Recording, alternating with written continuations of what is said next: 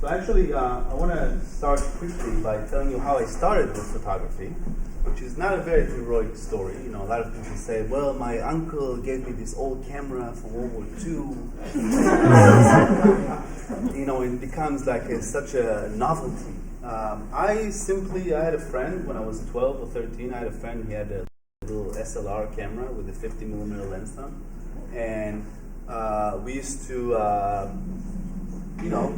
we had like a little woods and forest near the house, and we used to go and catch all kind of critters and scorpions and stuff like that. And he used to photograph them, and he looked very cool to me. And I was like, "Can I borrow it for a couple of days, the camera?" And I took the camera and I went and I photographed flowers, in my mother's garden. And I just made one or two rolls of color, regular like this color film here. And I photographed that, and then I went to process it with my weekly, allowance. And I showed it to my mother, which I thought were okay pictures, out of focus background, little sharp, colorful flowers. And my mother was, and I don't know if she was really impressed, though, because she's my mother. She said, "Wow, these are so great, and this is wonderful." And I was thinking, wow, that was easy. I just made a couple of pictures, and then people are impressed. Maybe I'm onto something here. So I decided, okay, I'm gonna get my brother to help me out a little bit, my older brother. And when I was 13, I bought my first camera, and I started to experiment with it, and I started making pictures. This is a photograph I made when I was 14 or 15. And this was my dog, and it's one of still my favorite photographs. It's been, 20 years ago? Wow. And I think that really good photographs really resonate with you for a long time. So the first few photographs, these are photographs that I made, younger than you. I was 14, 15, I was enrolled in some night workshop, because I didn't have photography or arts in my high school. Later on, when I was in junior high school, I started skipping classes to go to the darkroom. It was so much more fun than history classes.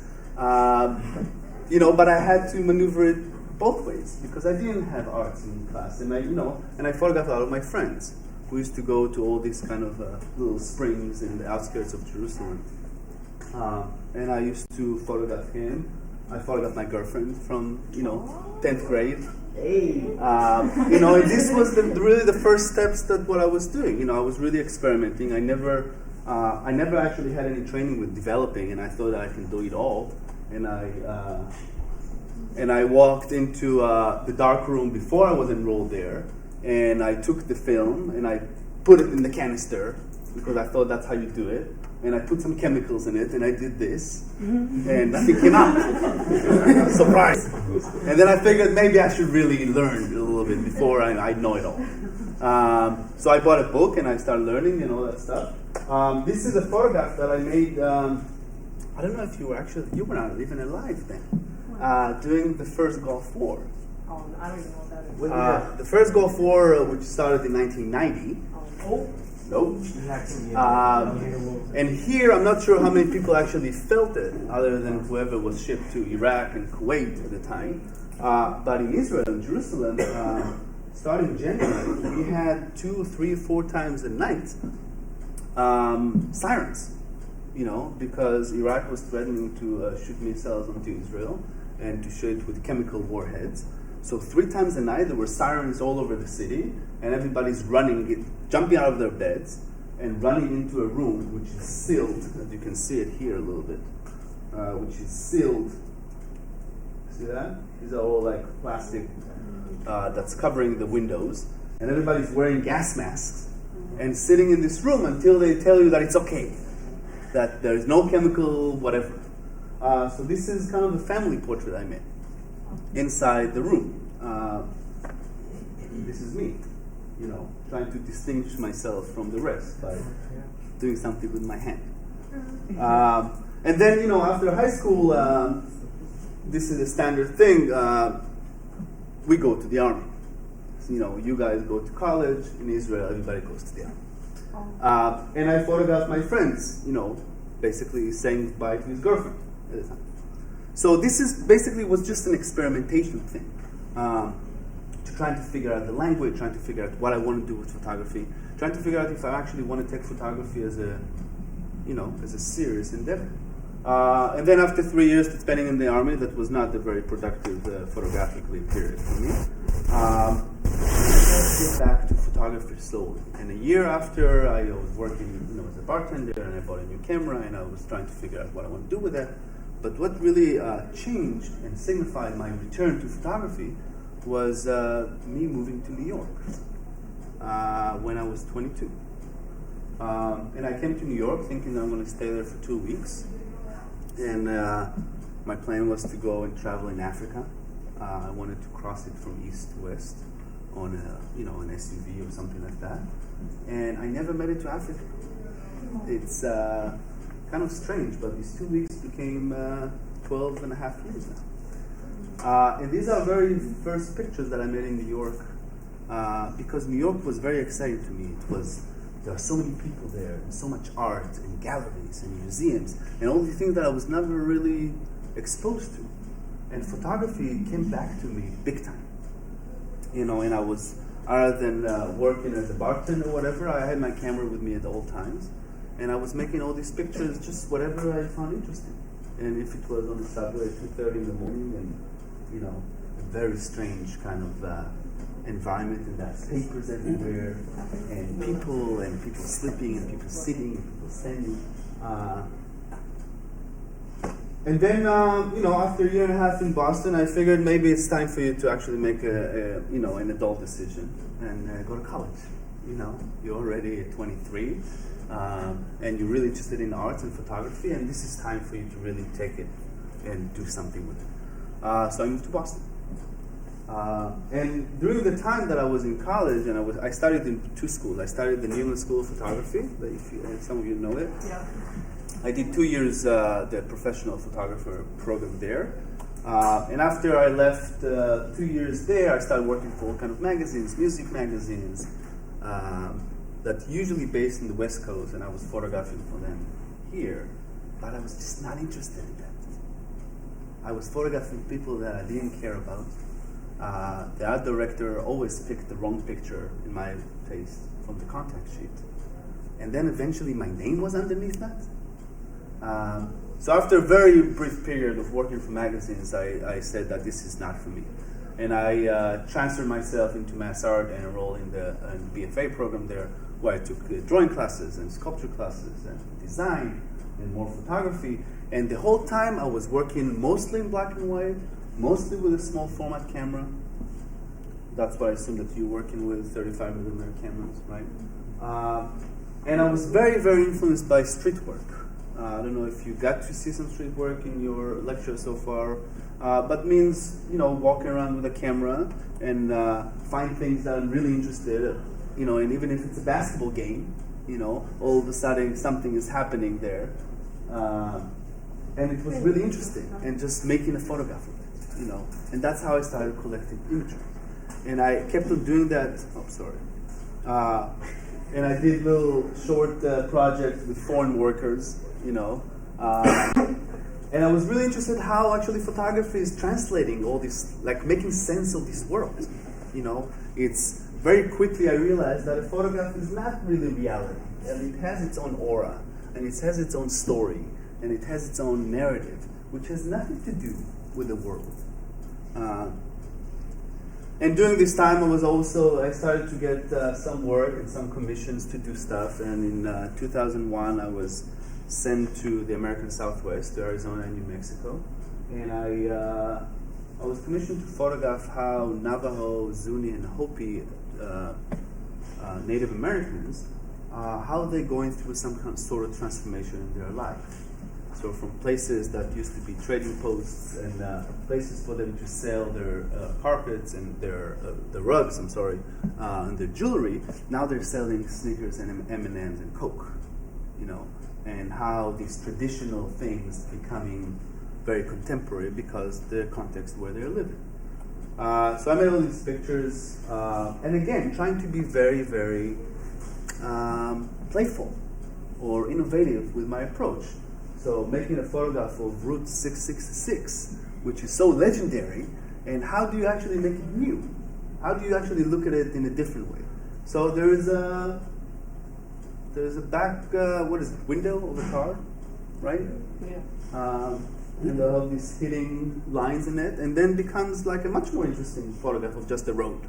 Even though, I'm sure you've seen Robert Frank's road pictures and other masters that are always wonderful to look at. And the whole time I was also photographing, family events and things, but also in a little twisted way, I can say. Not really looking at what we're normally looking at, which is the happiness and the joy of having a newborn, but this kind of anxiety this newborn is going to have right before someone's going to come with a knife and circumcise the poor kid.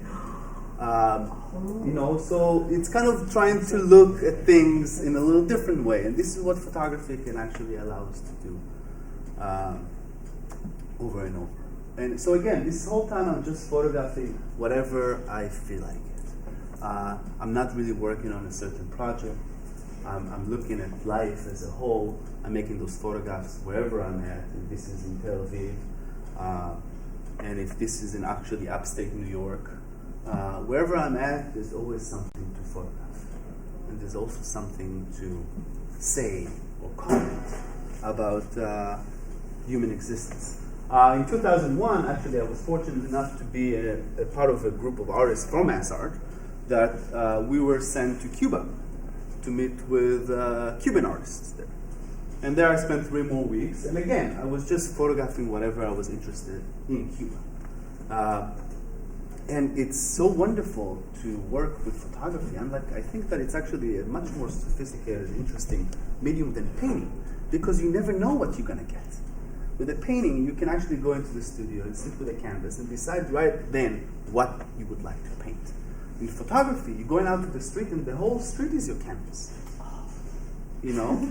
And then, I walked in the streets of Havana, and then there is a wedding going on, right in the street. And no one cares. And I start running around with a camera and photograph, and I don't really speak Spanish, and no one really cares because it's their happiest day of their life. But then trying to make a photograph that's going to be a little bit different, that's actually going to pose more questions than answers, or definite, concepts. So these are pictures I made in Cuba, some little more commentary about, Cuban life, and some not. But all these things were wonderful, and I really liked making all these pictures, but I kind of missed something. It was just not enough. It was beautiful, it was very exciting. I loved looking at my contact sheets and pick whatever I want to print from that. And really looking at a photograph, it's such a different experience than looking at the world. And this was really, really exciting for me. And even the most mundane things, it's like, a beach scene, at kind of night, there's little light coming from the street. And there's all these other things that's happening at the same time that we can't even see in our own eyes, right? We can't really see the whole world at once. The way we're looking at things, that we're looking specifically on one thing, right? One kid, a chair, a house. We can't really see the whole picture. And then photography actually allows us to do all these things at the same time, So as I said, so I'm making the landscape pictures, and I'm making street photographs, and I photograph a cactus, and I photograph me reading a book, the most trivial things that we go through every day, but they're becoming so much more profound and so much more interesting as photographs. Of course, if the photographs are well made, right? So I keep on making those pictures, and I'm visiting my friend's cat. At the time, I'm actually switching to a large format camera. I started working with a 4x5 inch camera. And I'm visiting my friend who lives in London. And then his cat is just sitting there on the cable receiver, enjoying the sun. And I was like, what a perfect photograph, And then I place my camera in front of it, and you can actually see the shadow of my camera. Oh. And the cat has a little black halo. You know, consider about halo being something about purity and like angelic-like. And this cat is a little off, you know. And sometimes just, you know, being around, you know, places where riots happening, you know, and this is what happened actually in Paris. And I happened to be in Paris, and there were riots and all this is all tear gas. But it's still another great opportunity to make a photograph, you know, or just people standing, you know. Landscape. Everything was so much more interesting, but again, something was missing. It was not satisfying enough.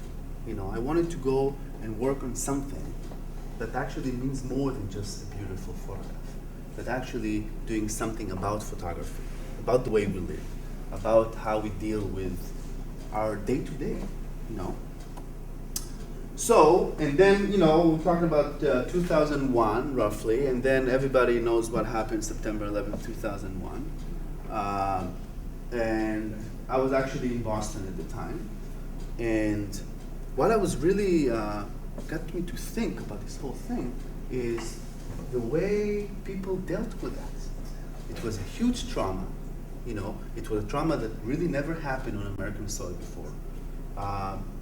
And I was really, it was very different to me to see how America was dealing with this trauma versus how I'm used to deal with trauma growing up in Israel.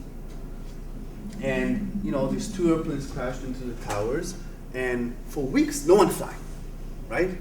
And then there was the anthrax scare, and there were, you know, envelopes sent with white powder, who knows what it is, so no one touched their mail anymore. And then there was a sniper in Washington, and kids didn't go to, you know, field trips anymore. Everything was kind of extreme, and dealing with the trauma was extremely different than how I remember that.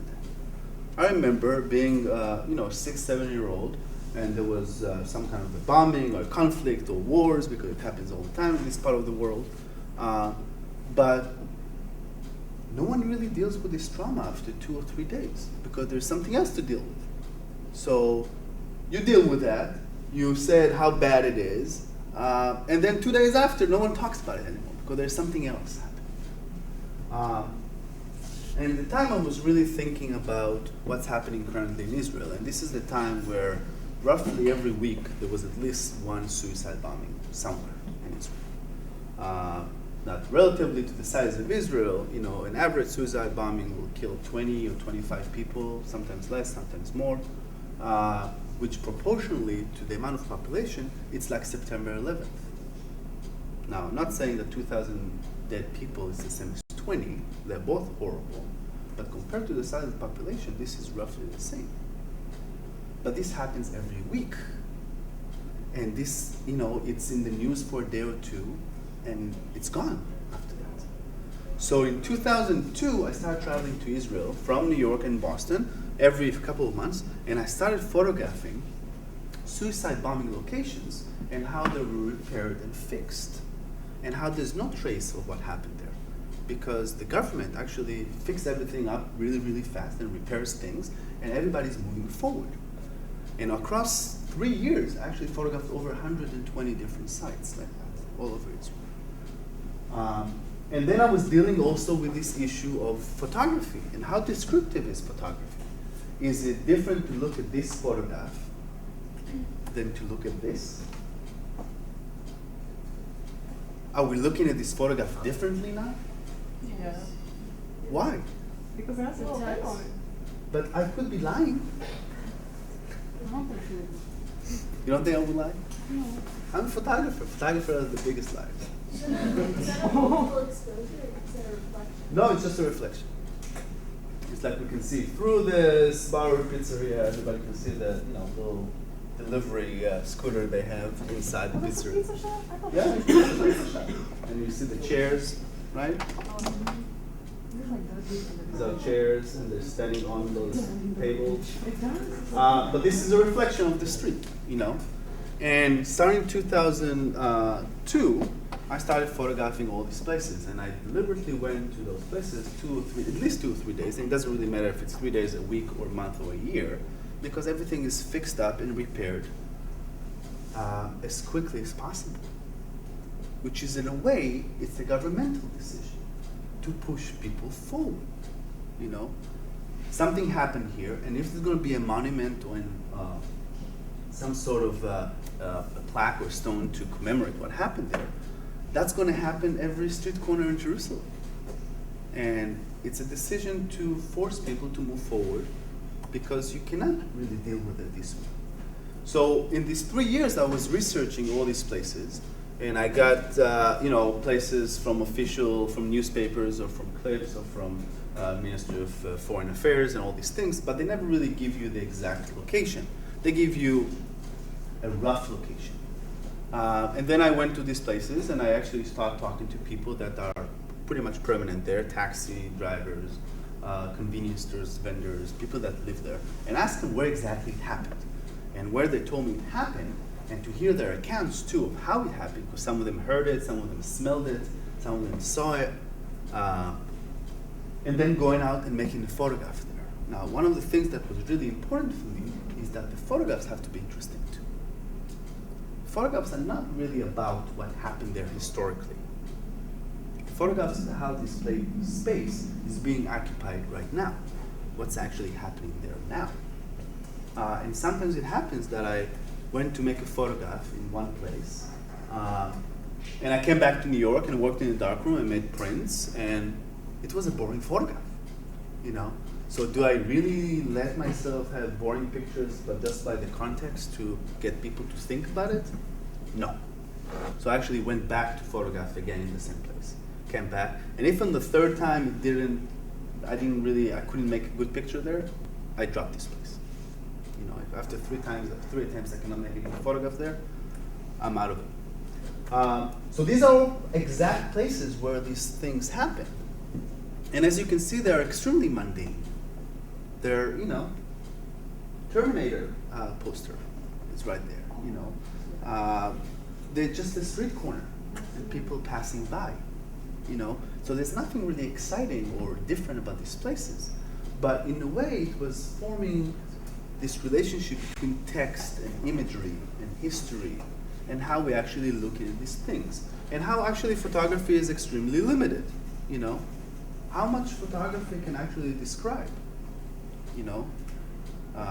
whether even a photograph of the actual event, it can never live up to the event, right? Anything, even going to watch a Red Sox game, you can't really get the same excitement that's what's happening in Fenway Park when you watch it on TV. It's not the same. Photography is limited in that sense. But that's something that I found really, really interesting. And how we actually can marry this idea of text, history, trauma, recovery, and sight. So as I said, I made over 120. I photographed over 120 different locations.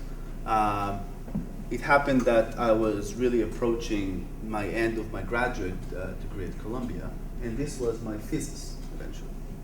Thesis, that means that I put up some prints on the walls. I actually made my own self-published book with all these pictures, and I had I gave people a chance for it was 2 or 3 weeks show to sit down there and look at these pictures and think about. I didn't really want it to be that people would think, oh, those poor Israelis or the poor Palestinians. It has nothing to do with that. The idea was to get to people to think about how random things happen, because they happen everywhere. And it could happen, in this case, these are terrible things, and at the same time, it could be great things, And they happen all the time everywhere. And sometimes it's street corners in Boston, and sometimes it's even a car accident place, and sometimes we attach our own little history to certain locations that maybe mean nothing to other people, And there was also this challenge, like as I said before, I was making pictures for so long, and nothing was really coherent. I was never really forced to make a photograph in a certain place. And all of a sudden, because of the history of this place, I have to make a picture here. And not only that I have to make a picture here, it better be an interesting one, And all of a sudden, it's starting to be a challenge for me. not only how to marry this concept and ideas, but also how to make an interesting photograph in a place that has bananas in it. Yes. Just bananas, you know? And what do I do with that? And how I solve those visual things and problems. Still working, at this point I'm working with a large format camera already, but still working with black and white film. Still, taking, my stuff around with me. But unlike before, now I have to make a photograph in the exact place that was prescribed to me. And this project really got me to think about this idea of change in general, about how we deal with change, how photography can actually describe these issues of change. I'm going to show you a couple more pictures from this project. As I said, I'm not going to show you 120, don't worry. Oh, that's okay. And at this point, I'm working actually only in black and white. Part of my issues was with color, is that color always meant something. If this person in the picture, right, if this guy here is wearing an orange sweater, and if this guy is wearing a yellow coat or a red coat, when we look at this photograph, it means something, right? If I'm looking around you guys, there are two colors that jump at me. One is Kenny's, right? Kenny's with the red shirt, and we have a red scarf here. Everything else is kind of muted. And when working with color film, or color photography, all of a sudden those colors, they have to mean something. But I didn't want them to mean anything. I want people to just look at the image, at the content of what actually I'm photographing. Not that anything will actually would matter whether it's green, yellow, red, or orange. Okay. Now, as I said, I worked in every possible format by then. I worked with every possible subject matter. Sometimes landscape, sometimes people, and sometimes street, and sometimes places, and all these things. And the time that I worked on Aftermath, that was the name of the project of the suicide bombings.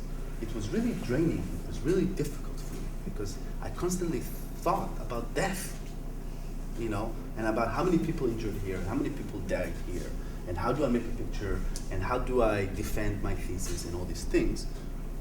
So I started going to the beach and making those panoramas, seascapes, and in a way, it was some kind of a release for me. And I've been making those pictures since 2003. Every time I'm near the ocean, I have my panoramic camera, and I make those very soothing and calm pictures. Sometimes without people, and sometimes with a little barrier in them. And sometimes the weather actually changes the way we actually look at these things. And again, it was in some sense about this idea of change and perception. Because when we go to the beach, it's a lot of water and sky, But every picture will actually look definitely different. Depends on where I'm at, and if there are any people there, and if the weather is like that, and if it's sunny, and if it's winter, and if it's summer. And these are pictures that I've been making since then, and every time it could be the Atlantic Ocean and the Pacific Ocean and the Caribbean Ocean, the Caribbean Sea, and it could be the Mediterranean, and it could be the Gulf of Thailand. Wherever I ever traveled, I tried to make a seascape, as I call it. Panoramas, again, black and white. But this is something that I started working on at the same time, and you're going to see that from now on, I'm venturing my practice, and I started working more and more about different projects, that they're related and they're not related. Part of the problem, I don't know if it's a problem actually, and I'm sure that some of you struggle with the same idea as well, is that when I'm pointing my camera in one direction, or one subject matter, or a project, I feel like the whole world is passing behind me and I'm missing out, and I can't do that. So I'm not going to decide that from now on I'm only making seascapes, and for the next 10 years I'm making seascapes, or from now on I'm making only still lifes, or I'm making only pictures about death, destruction, and memory, or I make pictures of my family. I would like to do it all. And this is something that I am doing. I'm still working on these escapes, and you're going to see some other project that I've been working on right now. This is something that I keep building, this bank of images, because it's something that I enjoy doing very much. You know, I can't imagine doing anything else other than photography, to be honest with you. I'll be in a big, big problem if I'm, God forbid, will become blind. What's going to happen? Probably going to start playing the pianos.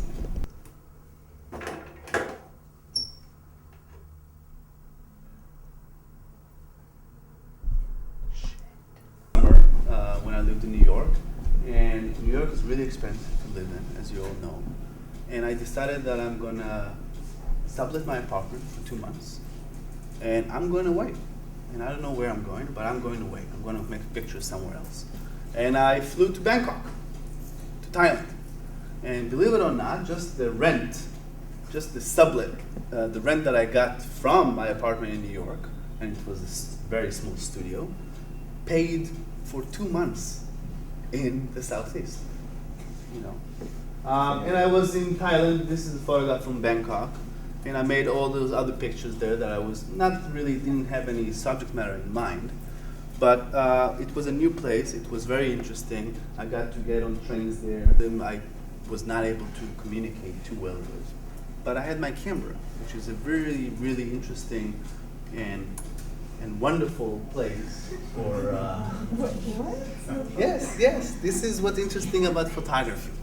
You know, we're trying to make sense of what. Everybody understands what it means, actually. Hot springs. They're hot springs. Okay, the hot springs. That the water there is, you know, it's boiling water basically. And I guess there are a lot of local people coming with their picnic stuff and boiling their eggs there. You know, because it's so hot.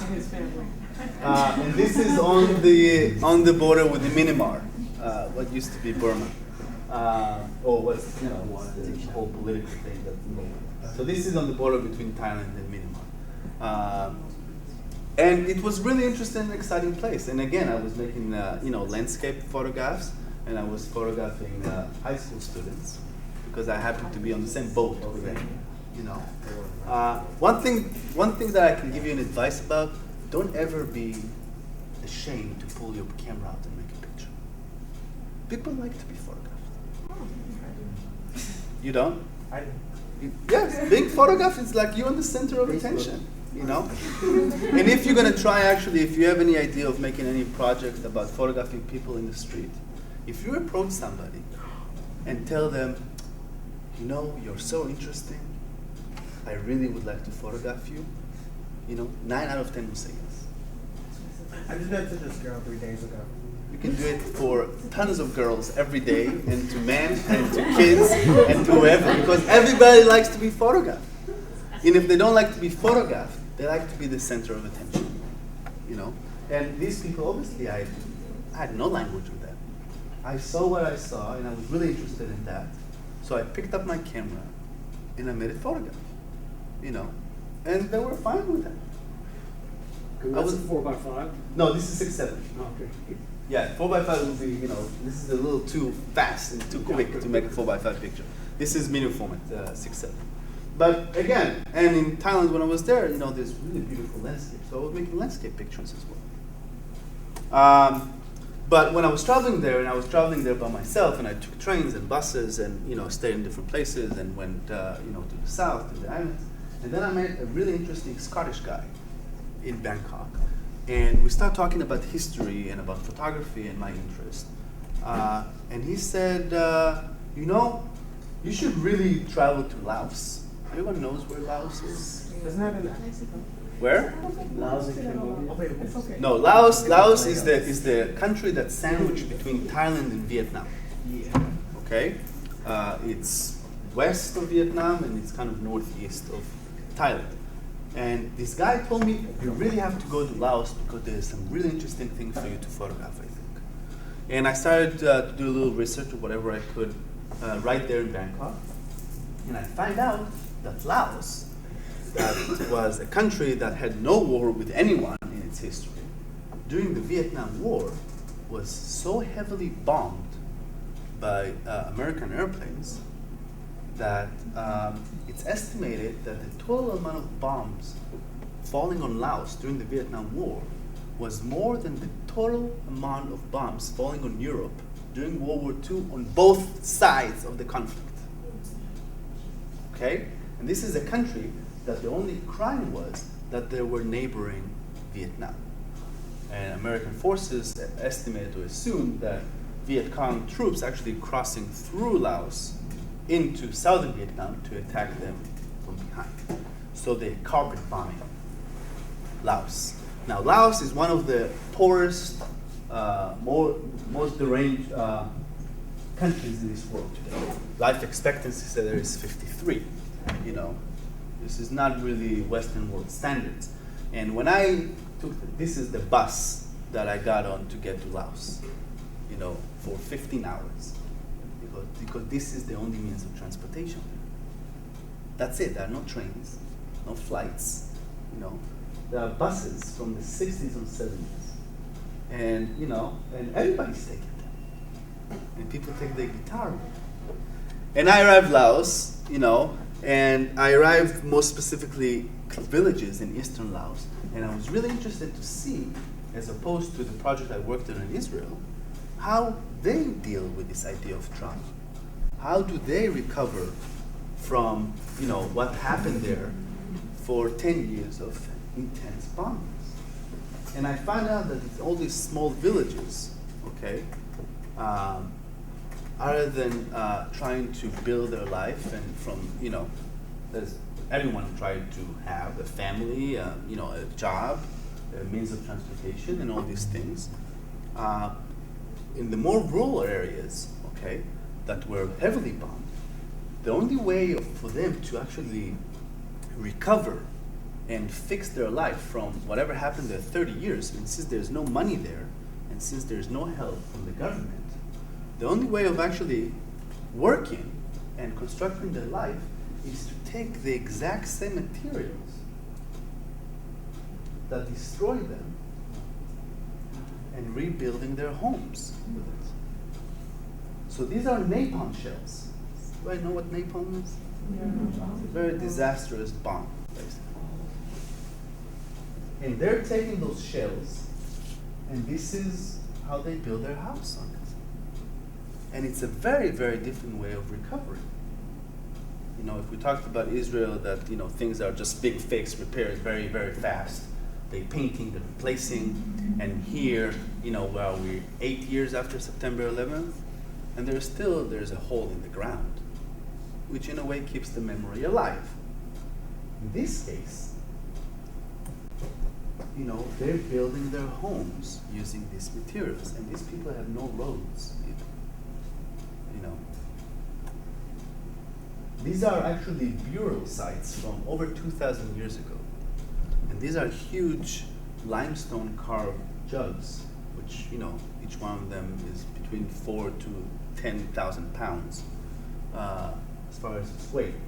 When American warplanes or surveillance planes flying over these things, they were certain these are bunkers.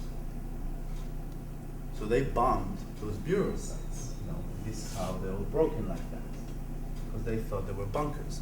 Other than that, the interesting thing is that since all this area was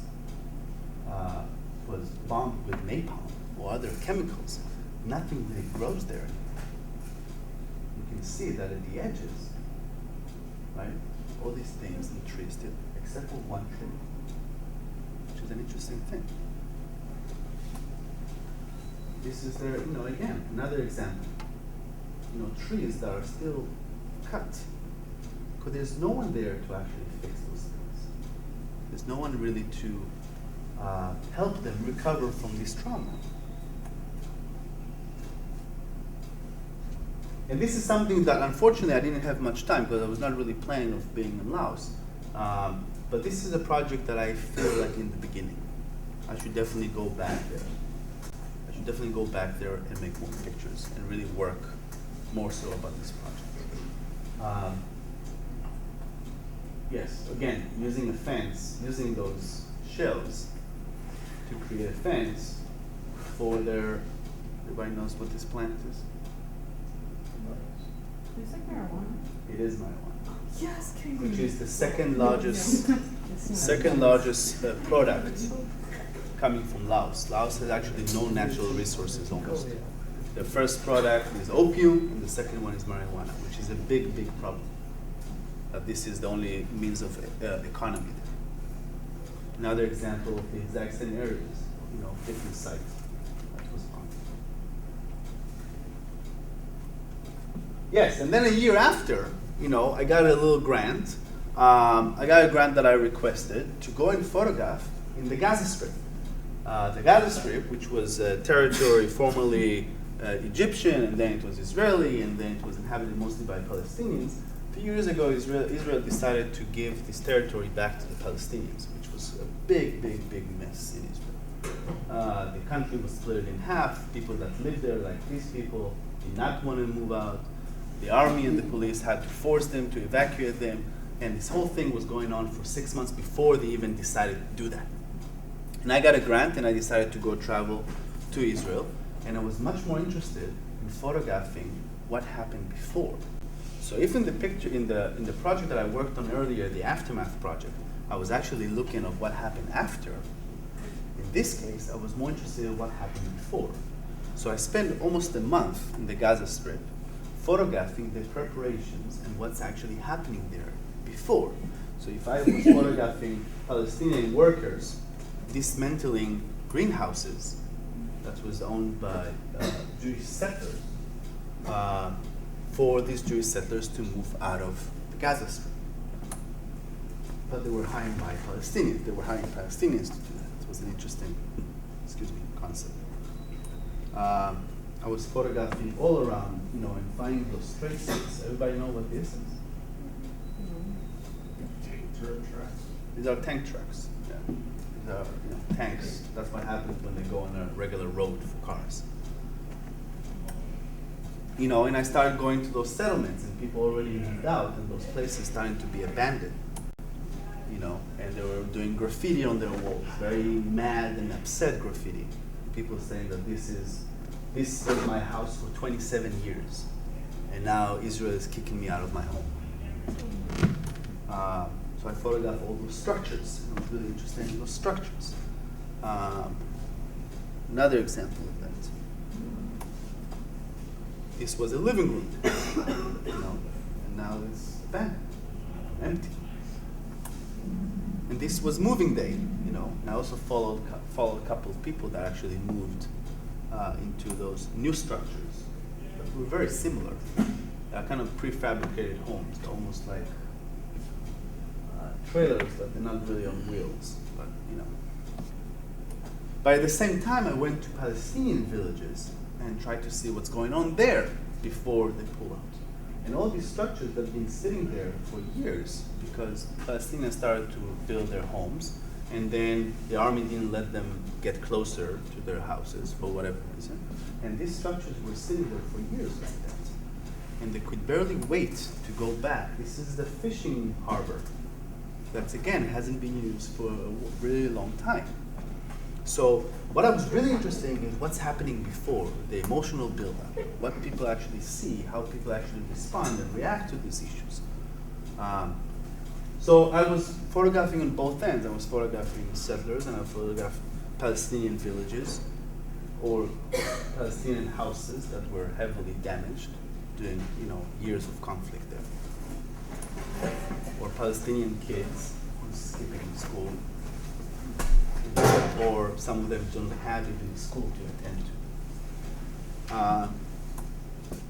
And also I managed to sneak into an army base and photograph the army preparing to evacuate these people. So these are photographs of training, of drills, But as a photograph, what does it matter, right? If it's a drill or it's a really happening thing.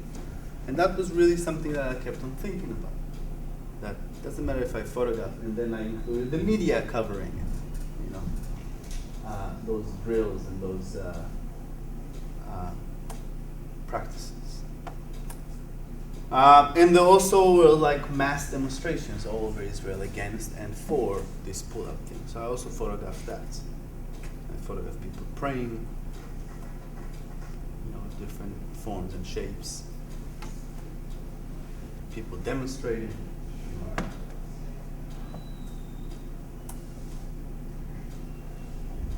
This is like 250,000 people gathering to demonstrate against that. This is where I want to stop for a second. This whole time I told you that I kept on working on other things at the same time. This is very true. And one of the most important things for me was always my family.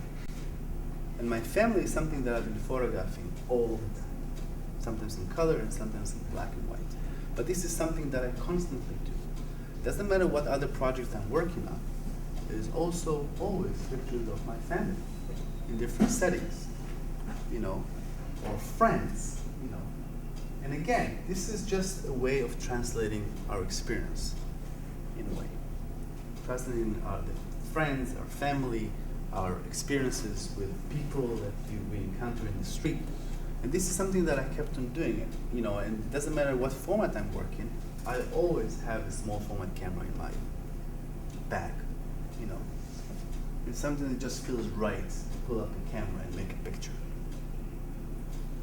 So this is something that I still working on, you know. These things don't stop, same as the seascapes that I told you, that I still working on. And photographing my niece's birthday, you know, and try to find a little different way of photographing all these things. You know, them flying a kite. So with all those heavy-handed subject matters that I'm doing, I'm constantly trying to find something a little lighter to work with, you know.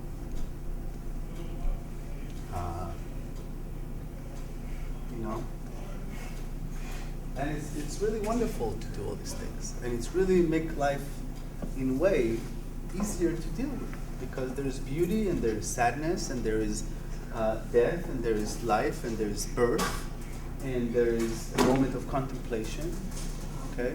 And as I said, these are all photographs of my family. And this is something that I constantly do, you know, constantly do.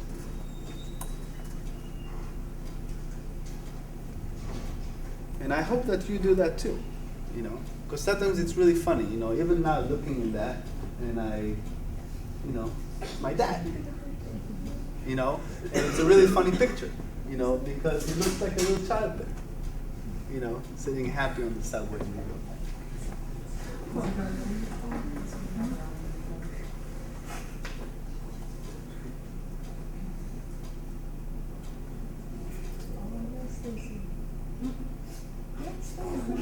You know?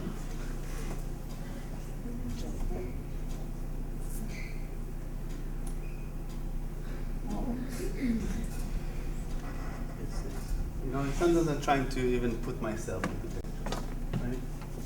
She really wanted to have shade on her face. You know, and I had this little thing in my hand. It's like, okay, I'm going to shade you while you are walking on with your corking or with your scooter. It's a little more disturbing. But again, this is the joy of photography, right?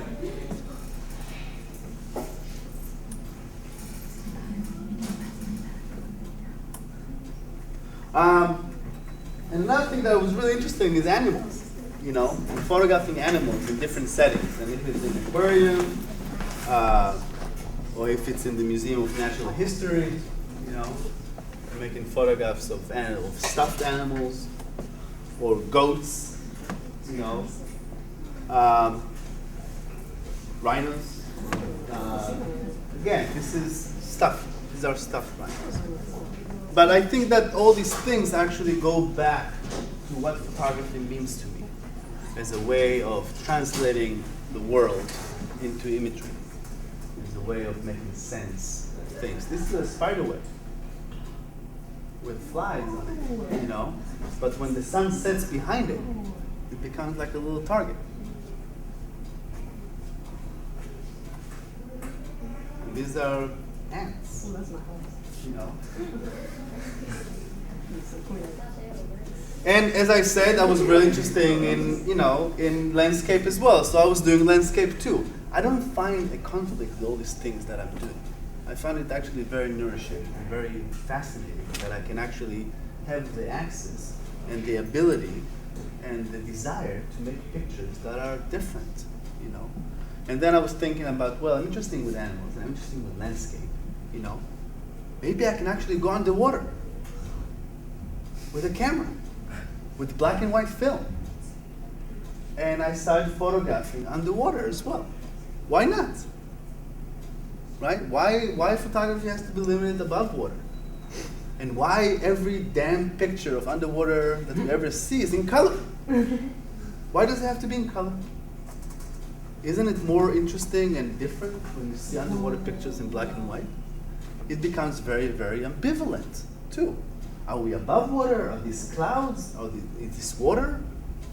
Where are the fish? You know? Is that like an air tank?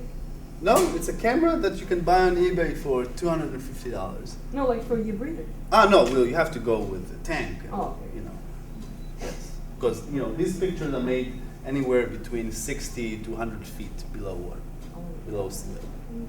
Okay. And this is another fascinating thing to photograph underwater, and how, again, this transformation of photography. What does it do underwater? You know, this becomes like a little mountain. This becomes like clouds. But this is just looking from the bottom of the ocean, looking up. And you know, a little sculpture garden for fish. You know, and this whole this idea of scale is very, very ambivalent. Specifically because I work in black and white underwater. Specifically because I remove this green and blues. You know, and all of a sudden I'm just looking at a landscape, which is very similar to the landscape we have above water. It's just a little different, and it's a little more complicated to make those pictures because you have to have your breathing materials and your suit and your cameras, and obviously you cannot change a roll. One roll, that's what you get. One roll of film. So at the same time, I'm making those pictures as well. You know. If anyone has, by the way, you've been too silent so far. If you just want to interrupt me for a second, you can do that. Oh, I did have a question. It is actually when you sell it commercially. Right. As long as I'm not using it to, you know, any of the pictures I'm making of people to sell it to the Gap, and the Gap starting to, you know, sell their jeans because of pictures that I made of people without their consent, this is where it becomes dicey. And this is where I'm liable for lawsuit. As long as it's in the field of art, okay, I can do whatever I want. Okay? You probably can't take pictures of certain bridges anymore. Yes, but this is you know, 9/11. This is 9/11 and Right, this is security. 9/11 overreacting. Yeah, You know. but it's true. There are some things Right. that you can get arrested As long for. as you're on public property, you can still photo lens. Well, the You bridges can- thing you is a can be little stopped. iffy, and they do the same thing with the subway system in New York too. Then reservoirs and a lot of things that you Right, which is, you know, in my honest opinion, it's, you know, Oh, it's total overreaction because It has all no- those things already exist in do I photographs. really need a camera, or I can just take my phone? Well, Right. you You can know, also Google Google an Earth. address right on Yes, the you computer know, and if I really want go to in do on the harm bridge.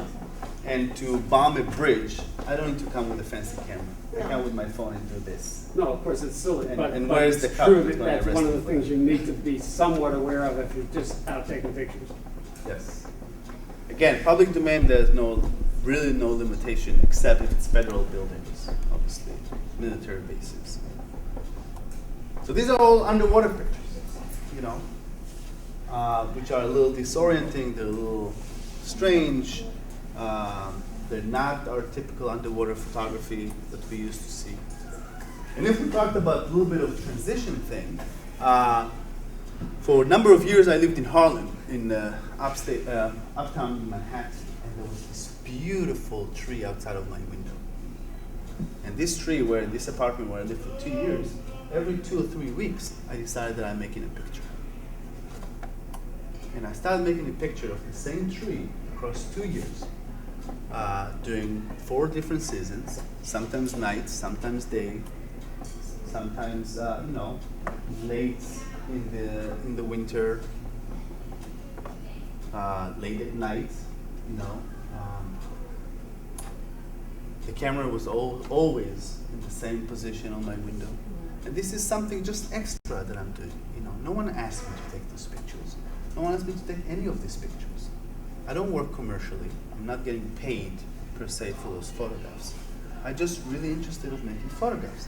And if there's a tree outside of my window that I find that really interesting and really beautiful, and how it changes in front of my eyes, but it goes so much faster when you look in a set of photographs and how it grows and how it changes. So this is another thing that I was working towards, this idea of transition, of change. And if it's a change of location, or if it's a change of, you know, how we perceive a certain trauma or sight, or if it's a change of a tree different seasons. Everybody knows what we have on the left there? No. It's the moon, right? Moonrise. But in different seasons, it rises differently from different places. So this body of work is over 40-something photographs. But this is something that I just had to do. And this is something that's very much related to other things that I am doing. This idea of transition. This body of work was titled "A Tree Grows in Harlem," which is kind of paraphrased on a book. I don't know if some of you know that. "A Tree Grows in Brooklyn." Yes. And at the same time, something came up to me, and I realized that I'm really interested of this idea of photography and tourism. You know, and tourism is something that we all do all the time. And we also know that tourists use the camera all the time. Either they're photographing where they are, or they're being photographed themselves, right? And this is not a photograph that I made this photograph, but there's obviously another photographer, right? There's the family there. Well, they stumble upon this elk or this deer, and it's so cute. And they're coming out of their car, and they hold the baby, and let's make a picture, right? And everybody has the exact same smile, always, you know? And it's a way to say, I was here, right? It's the way to say, you see, there's a proof. You know, I was standing there with my daughter and the deer in the background. And that was really, really interesting for me. And I started to travel to well-visited places wherever I can. This is the Eiffel Tower in Paris. And I approached people that were tourists there. And I had my big camera, you know, and I asked them to pose for me just like they're going to be posing in their family albums, you know. And in a way, it was kind of a voyeuristic thing, you know. You all of a sudden get to have someone's picture, like from his family album. I was here, I'm on the Eiffel Tower, and Paris is underneath me, you know. So I photographed these tourists, and I photographed other tourists, you know. And people, again, were very, you know, and with my terrible French, I managed to actually talk to them and ask them to pose for me, just like that. Usually they don't even understand. They look at me like, this guy's out of his mind. Why would he want to photograph with me, you know, on the Eiffel Tower or in Trocadero Center? And after 6 months that I've been working on that, something was missing here. It was, again, interesting, this concept of tourism, the concept of them posing for me. The pictures were nice, but somehow I wanted to marry it with my interest with history and trauma and all these things that I've been working on before.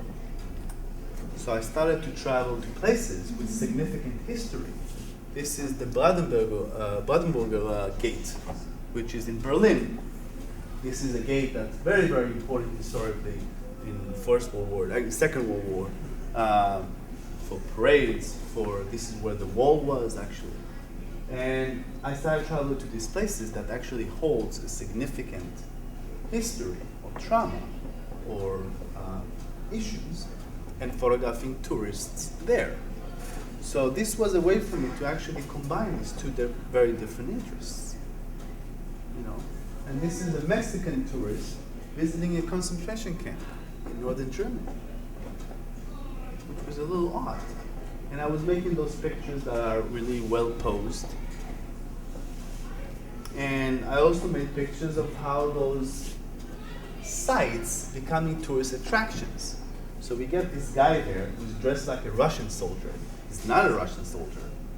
He's an actor, you know. And he stands there with a Russian flag to say this is where the communist border once stood.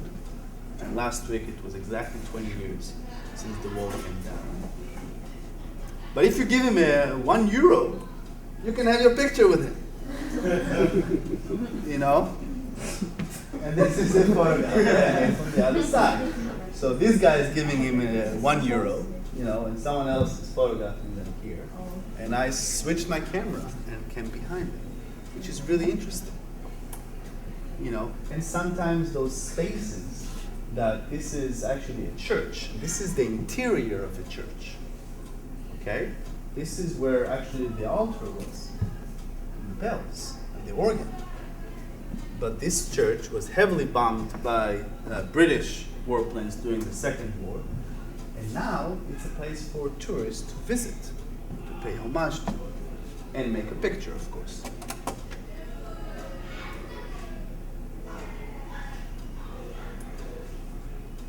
And these are just German youth. They're probably 16 or 17 years old.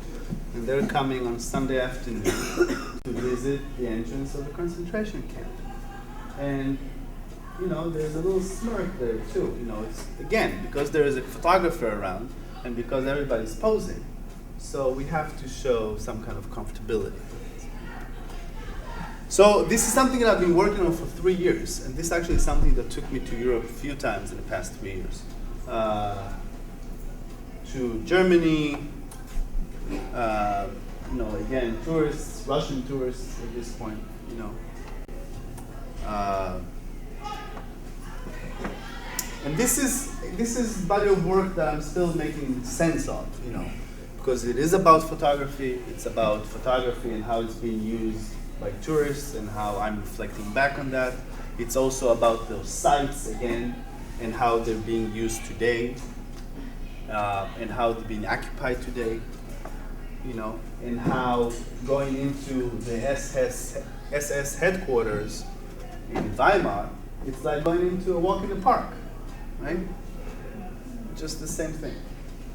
And I don't think that I'm really passing judgment at this point about these issues, but more so about how those things change and how tourism and how technology and how digital cameras that everybody has on their phone and on their computer and a little $100 camera, how photography is so much more accessible to so many people, and how photography is being used for these things over and over again. And as you can see, this is also, now it's a combination of color and black and white. The reason being is that color actually sets up in the present. And I'm trying to make this connection between present and past more so. Again, these are bunk beds in a concentration camp. And this guy is checking if his picture is okay. You know? And this is what he should be doing probably, because he is a tourist there. And he does want to have a good record of what he was experiencing. Or this is a monument to commemorate something in Berlin, the Holocaust and this one. And kids using it as a little playground, you know. So it's kind of a transition of how history is being used and utilized in our present day, you know. And there's nothing wrong with it. Maybe this is what it should be doing. This is maybe how we should remember things, by actually interact with it. And I also joined a little tour with people, you know, about the history of Germany and traveled with them different places. I don't want to get too much into history here. And a group portrait. Again, you know, the smile. It's the exact same smile. It's this, it's that. And whatever you see on Facebook and MySpace and all these pictures, everybody's making the exact same smile. Do you know what this smile means? What do you think it means? Cheese? Yeah, this is what we actually say. What does it mean? What is it? This exact same smile that tourists have, or people, as soon as there's a camera in front, everybody. What does it mean? They're having a good time. They're having a good time? I think it means that they don't want to give you anything. It's like, want to photograph me? Okay. And that's it. they're not willing to really reveal themselves. They give you the same look. If you're going to look at politicians' pictures, they always have the same smile. They practice on the smile. You know, it's always the same expression. It also means I know what a photograph should look like. Yes. Same, you know? This guy can be posing with two Eastern German soldiers. They're not really Eastern German soldiers. He can also get his passport, and they're even going to put a stamp that's going to say 1969 on it, or something like that. And he's going to wear this stupid hat, and he's going to be happy, and someone else is going to photograph him, and he's going to have the smile. You know? Or this huge line. Just to get into what used to be the Reichstag, now it's the Bundestag in Germany. But again, sometimes you don't even need a third person. You can just get your camera and make a picture. This is a tour guide. You know, so I was photographing also tourist guides. And this whole industry, which is really, really fascinating. You know, some places that are in the back of historical sites that are hosting terrible things, and they look like a Monet painting in the backyard. Then last year, I'm close to end. I'm not going to kill you for much more. Last year, I was granted a residency in Germany, and I went to live in Germany for 2 months near the Dutch border. This is the Rhine River, which is historically a very important river in the history of Germany and Europe. And I got there, and I knew that I have to work on something specific. And I knew that I have an exhibition there after 6 or 7 weeks, and I don't have much time. And I have to quickly find something that I'm really interested in this place and make pictures of. Okay? And what I did, and this is part of the installation of the exhibition, you're going to see some pictures soon. These are light boxes. Everyone ever worked with light boxes? Yeah. Light boxes is basically the same thing of what commercial purposes are for advertising for bus stops. The thing is that you can actually put photographs that are printed on transparencies on those light boxes, and then rather than using light to reflect, right? We see this broad price banner because it reflects light. What you're actually looking at here is those things that project light, a radiant light. You know, and this is the exhibition that I had in Germany, and the exhibition had 2 parts in it. One part that about tourism again. And I was really interested to see who are the tourists that come to this little town on the Dutch border, that no one really comes there. So I photographed a tourist boat that's coming, that's docking in. And I photographed tourists from Belgium that's sitting in the parking lot. You see the parking automatic machine there? They're coming with their little RV, not little, actually they're huge. They're coming with their RVs. They set up a camp in the parking lot, and this is where they spend their vacation. And there are many of them, you know, and they bring the inside out, and it becomes like a little living room. But it's a parking lot, you know, which was a very, very strange thing. And they have a little, you know, beware of the dog, you know, and they're drinking the coffee with creamer powder there. But it's a parking lot. And I was really interested to see what kind of tourists actually coming there. And at the same time I photographed the tourists, and this is the parking lot, an overview of the parking lot. At the same time I was photographing those tourists, I also photographed locals, you know. And this is something that I tried to marry between locals and tourists. People that are from there, and these are just local German kids going on to this half pipe, you know, for skateboarders. But, you know, whether you notice that first glance or not, history cannot really escape Germany. You can see that there are a couple of swastikas. See that? This is another one. You know? So it's very much evident. And then someone wrote on that, I think it was fuck Nazism or racism, something like that. But for me, it wasn't good. It was enough to include just another local guy, you know. This is like Marlboro Man. You know, rather than a horse, he has his little Opel, red opal. And rather than cowboy boots, he has sandals and socks. But this is, this is a local person. And this is a local person as well, So the whole light boxes was this idea between locals and tourists.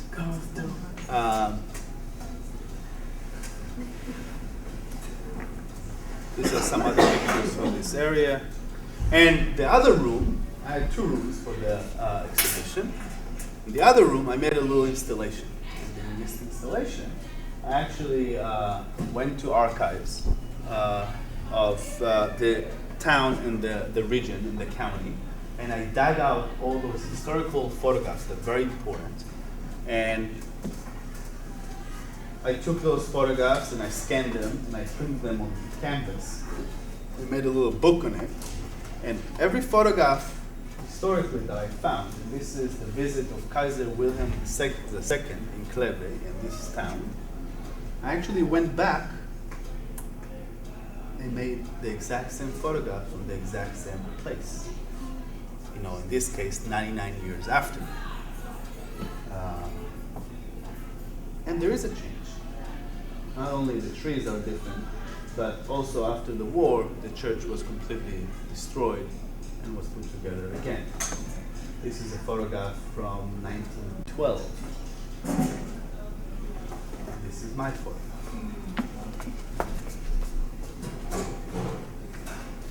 Same place, but it's a different structure. This was the only synagogue that was in this region. And today, this was there.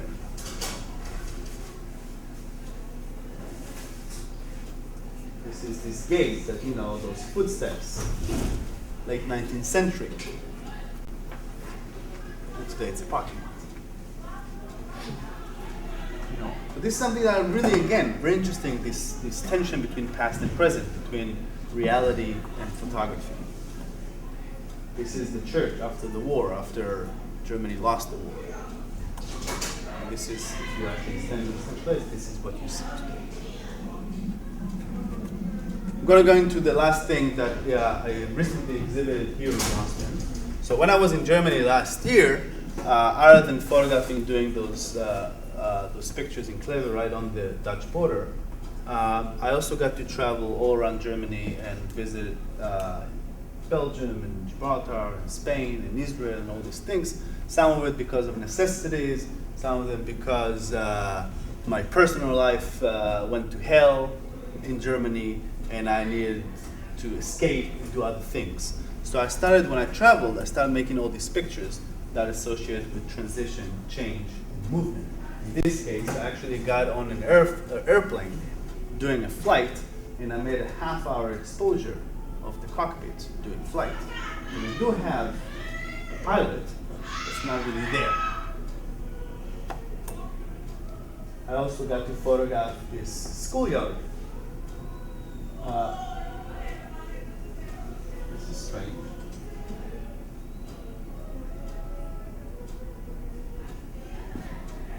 Well, I don't know. Where's the tower? Yes. Where's the tower?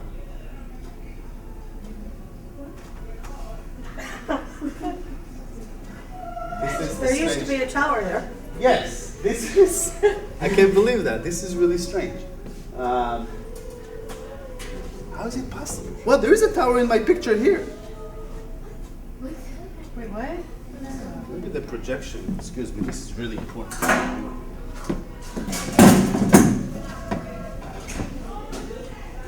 No. The projection actually crops part of my picture.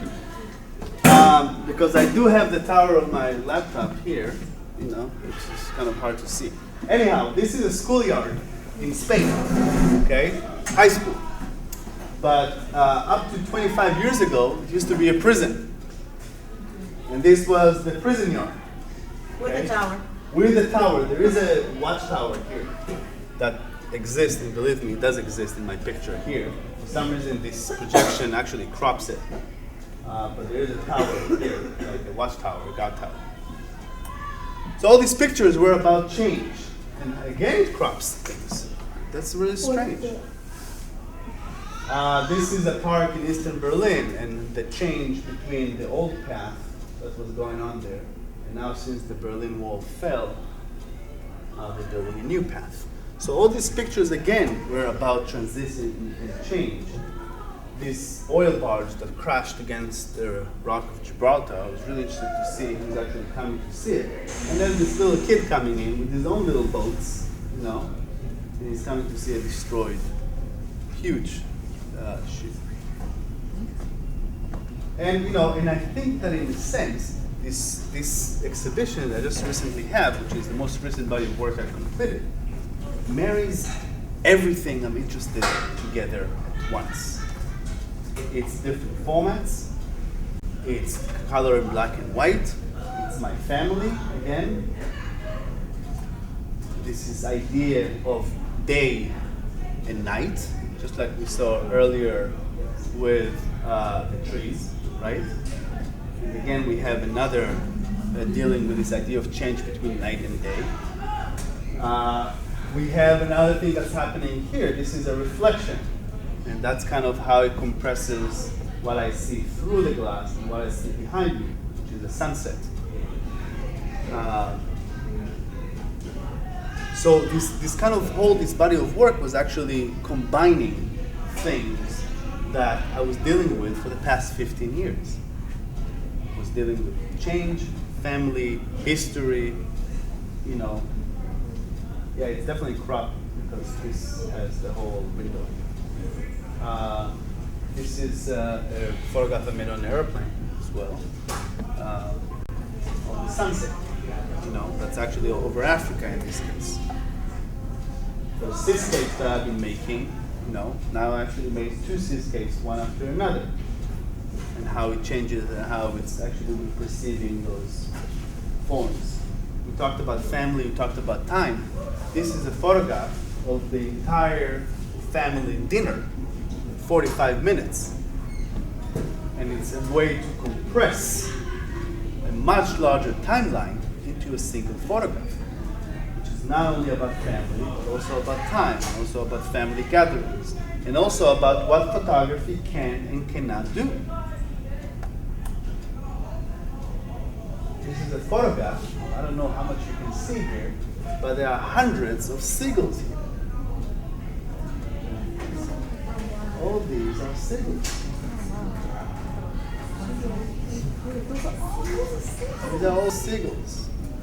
But in the photograph, since the photograph is a very, very different thing than reality, those seagulls are becoming like rocks. And if we talk about history, so this is a train station that was very, very active in shipping people to their death. And now it's a coffee shop. You can actually have a little pint of beer on those chairs. No one's using that anymore, but the history is still there. The structure is still there. If these are ammunition bunkers, okay, if you have something like $55,000, you can buy one of them and make it into your house. And buy, you know, do a little yard in front of it. You're still not going to have any windows. You know, there's only windows in the front, if you're lucky, and in the back. The rest is all concrete. If we're looking at this photograph, this is a place where women, prisoners, were held during the war. Now, these prisoner barracks are not there anymore. And what actually grows there are these kind of reddish weeds. So is it a way of the nature to revitalize itself? Is it a way of recovery for something? Is it a way of change? And can we actually know what I've been telling you from this picture? Not really. Same thing with this photograph. All those structures are absent. Same is here. These are places where we're occupied by thousands of prisoners that were sent to their death. Can we actually see it in this picture? Not really. And again, you know, working with sometimes with a small format camera, making a little self-portrait by photographing 5 frames right after another. I'm going to show you something that I'm now working on, and this is to top it off and to understand that, you know, photography is an inherent part of my life. I've been doing that for over 20 years now. I hope to do it as long as I live, and I hope that wherever I go, whatever I do, I'm still going to have the time and the means to do it. This is the only consistent thing that I've been doing in my life. You know, earlier we talked about those panoramic color seascapes. I still do these, but at the same time now I'm making color seascapes. This is kind of really dusk. That's why the colors are a little off. The sea is long exposure, so it becomes very, very smooth.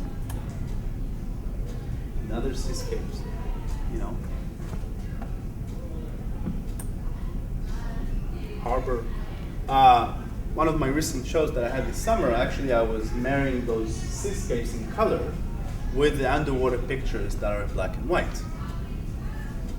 The above water, very active, it's blue, people are playing, you know, swimming, you know, all these things. And underwater, it's kind of a darker, grainier, black and white, different thing.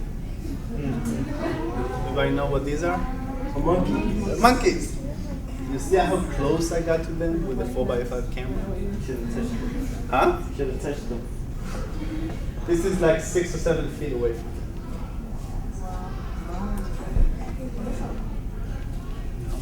So this is something I've been working on. And at the same time, there is a group of people in the Queens, older people, all in their 60s, 70s, and 80s, and they get together 2 or 3 times a week to play handball in Queens, in New York.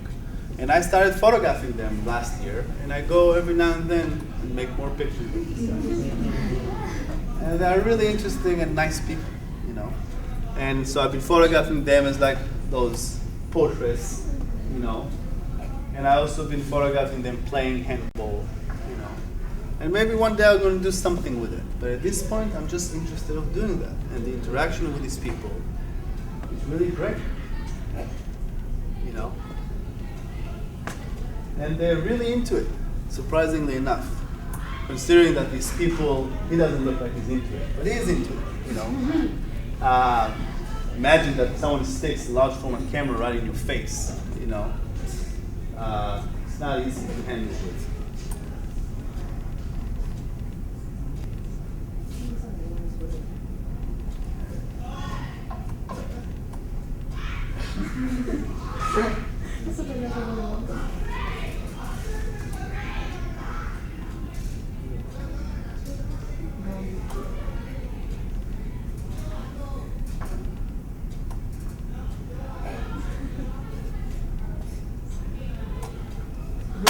And that's it.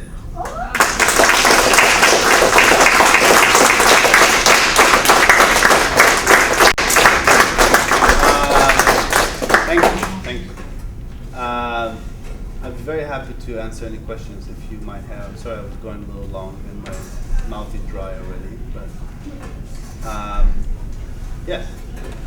In general, do you usually tell people when you're taking a picture of them, or do you kind of just hope to catch them at the right moment? I do both. I think that, you know, it's something, it's, when you're asking somebody to take their picture, they automatically change, right? Because now they're ready for that. They know what's going to happen, you know, and they don't get their candid moment that you're really interested in, right? And when you're photographing people without asking them, so you get something completely different. They're both valid, you know. Obviously, those pictures, well, this is photograph was new. She knew as well because I was hovering above her, so and she could hear the click. But, you know, there are other instances that people have no idea that I'm photographing, you know. The woman that you photographed when you were playing the pop, she had like a big secret behind her and she was looking in the back. Like, did she know you were there? No. Well, she knew that I was there. She didn't know I was photographing her, you know. They did not know that I photographed them. She did not know that I was photographing. It's a she. It's a she because you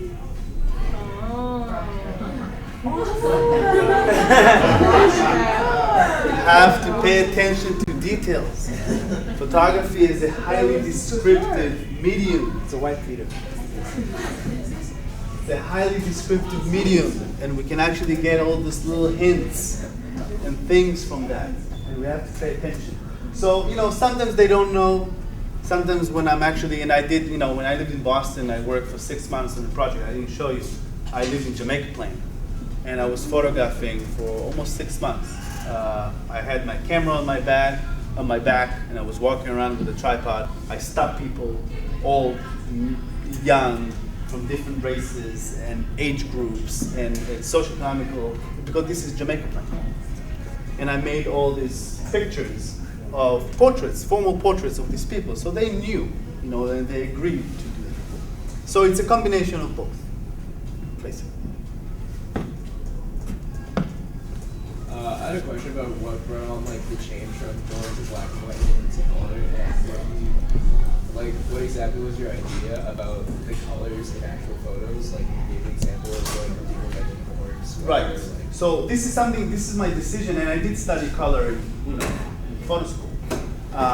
But it was a decision not to use color, to not confuse people with what's important and what's not important. And my switch to color was because it started to make sense for certain photographs. It didn't make sense for my underwater pictures. It did make sense to my seascapes because they were about light, not about the color of the light. It didn't make sense for these kind of pictures because, again, it could be distracting. But now the photographs that I'm making in Germany, or the photographs that I made in transition, in a lot of them, there is reason for color. Because color actually can communicate on many different levels. Color palette, it can tell you about the weather of that day. It can tell you about how people dress. It can tell you about the season, right? If the grass is green or the grass is yellow. It could be very, very important. In the sense of the tree pictures that you saw, color is extremely important because light changes, and the light of the day changes from every hour. You have a different color. And I was photographing on 4x5 slides, chromes. So there's actually no color manipulation as well. It's whatever the color of light was, that was recorded on the film. I'm surprised no one asked me anything about digital. Oh, we know about photography and all that. Digital is a very interesting thing. I don't want to get into too much because this is not the topic of our discussion. I don't work digital. I actually don't have a digital camera. Yeah, you work for film, right? Yes, Yeah. I do print. No, I don't have anything against digital. I don't like the instant gratification. I don't like people making pictures then immediately look. Photography is a process. You're making a photograph, you go out to the world, you make a photograph, and then a week later, a month later, 2 days later, whenever you have a chance, you go into the darkroom, and then there's this magic. It's like, wow. And then you have something tangible. Whenever everybody's working with digital cameras, everything is so instant. There's no magic here anymore. Photography is like printmaking. There's a process, there's time, there's change that involved. I do print digitally, scanning things. I have a question about your process. I was wondering if, you always have a camera on you and you're always taking pictures when you're inspired to do so? Yeah. Or if, you think ahead of time, you're like, tomorrow night I'm going to go to this place. Oh, no. Well, when I'm working on certain projects, so there's also a plan. I know I'm going to travel to Israel to photograph. I'm going to travel to Laos. I'm going to travel to Germany, to Belgium, whatever. So there is a process. So if I go photographing the paddleboarders, as I call it, the older guys. But I always have a camera. And, since as Paula introduced me, I live half of my week in Brooklyn, in New York, and half of the week I live basically in Boston. So I spend on the bus 12 hours every week. And I made a lot of pictures on the bus. A lot of pictures on the bus. Because this is part of my life again. I always have a camera. I don't have my large camera with me all the time. I always have some sort of 35mm camera in my bag. I had a question about how you made the second photo of your slide. So you said it was one of your friends and there's a lot of light on He's it. overexposed. Overexposed. It's not infrared film. Nope, overexposed. This is what happens when it's way overexposed. It's actually losing all the information. Where else do you hope to travel to take pictures? Or do you have any other like ideas? Last time I looked on the United Nations list, and there are over 270 countries in this world. And last time I counted, I've been to a little more than 10%. Which is nothing. Nothing. I will go everywhere. Everywhere I will be sent, everywhere I can afford, anywhere. And this is something that I want you to really remember. Photography has nothing to do with this place or the subject matter. You can make the most terrific photographs in your bedroom. You can make fantastic photographs in things that you see every day. You don't have to travel to Cuba to make pictures. You don't have to go to exotic places. Photography exists in your day-to-day life. It has nothing to do with the subject matter. It's what you're making out of it. It could be the most interesting subject matter, but you're gonna make the most boring photograph alive, in this world. And you can take the most mundane subject matter and make a really beautiful photograph. So I would like to travel wherever I can, if I can. And I'm trying to do that, I don't think I actually mentioned that, but I've been teaching now at Mass Art here for this is my 5th year. I also taught at NISA for 2.5 years. I taught at Mercer County Community College. I teach at Queens College. I teach at Columbia. I taught at PS 130 in New York because I really like teaching, and I'd rather teaching than photographing vases. And an artist has to make a living somehow.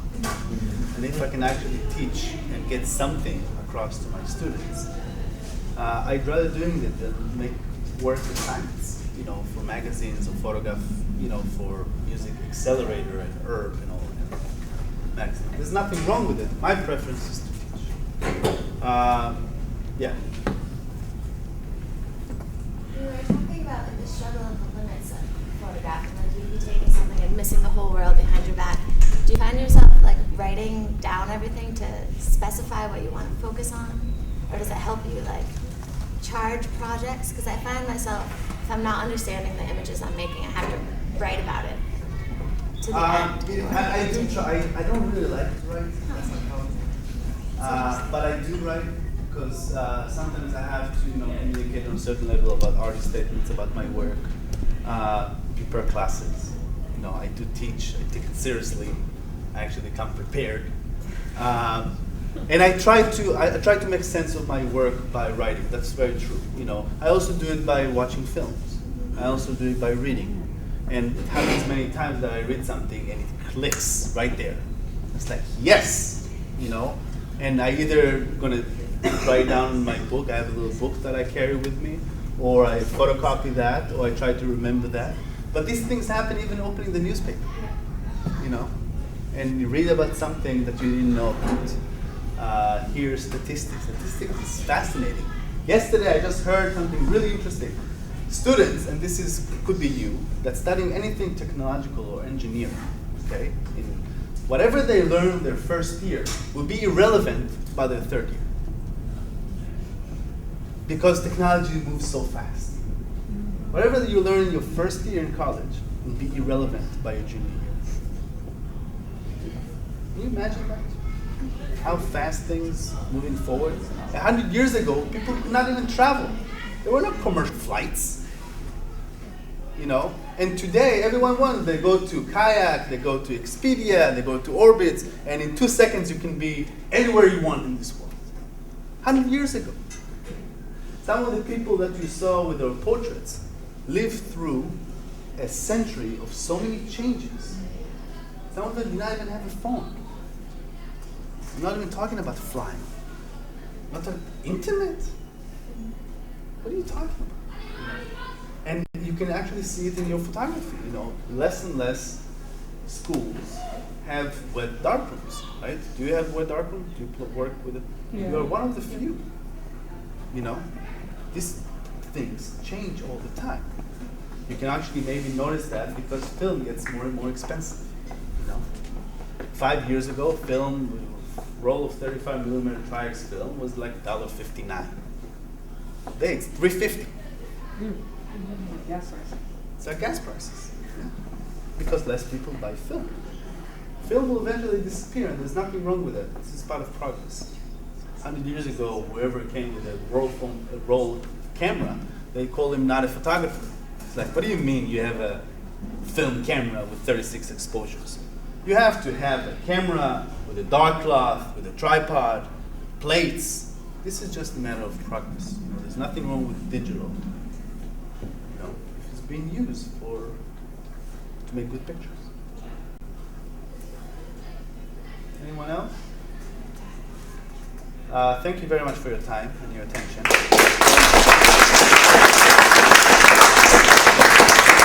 That was wonderful. Really, I hope that going back to your schools, he's given you a lot to think about to work on your body support, and go back to your true mentors, Mr. Telemark and Mr. Gillis. I didn't introduce Mr. Gillis before. Robert, can you stand up?